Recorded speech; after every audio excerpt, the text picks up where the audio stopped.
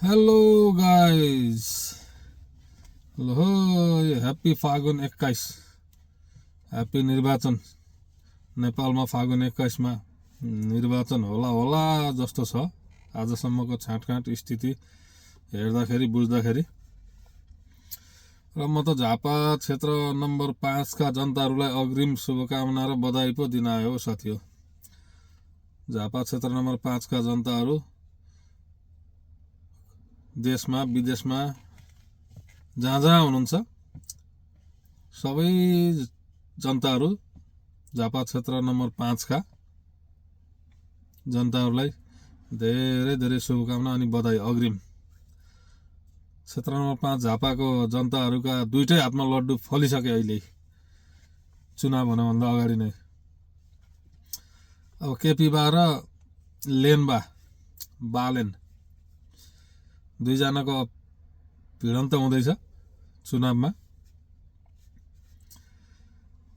अब केपी बाले जितेर लेनबा बालेनले हारे पनि क्षेत्र नम्बर 5 झापाबाटै भावी प्रस्तावित प्रधानमन्त्री।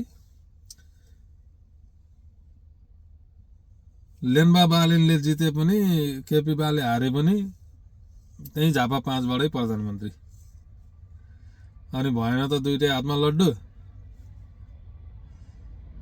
जे होस् नेपालको लागि भावी प्रस्तावित प्रधानमन्त्री भनेको हारे पनि जिते पनि जसले हारे पनि जसले जिते पनि आउने त झापा क्षेत्र नम्बर 5 बाटै भयो। त्यो हुँदाखेरि त झापा क्षेत्र नम्बर 5 का जनताहरूलाई त दुईटा हातमा लड्डु फल्ने नै भयो। तैपनि एकचोटि क्षेत्र नम्बर 5 का जनताहरूलाई चाहिँ यसो धेरै सोचेर मात्रै भोट हाल्नु होला भनेर अनुरोध गर्न चाहे। जे भए पनि नयाँ युवा पुस्ता भनेको नयाँ नै हुन्छ, युवा पुस्ता भनेको युवा पुस्ता नै हुन्छ। अब जमानादेखि 40-50 वर्षदेखि चाहिँ सत्ता सम्हाल्दै आएका हाम्रा बुढा पुराना नेताहरू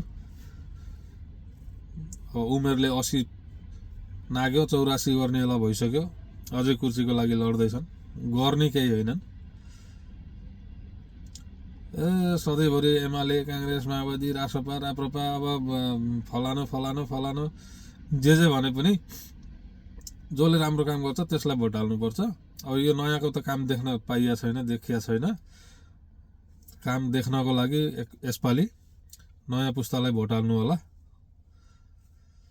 जय झापा क्षेत्र नम्बर 5 बालेन भर्सेस ओली।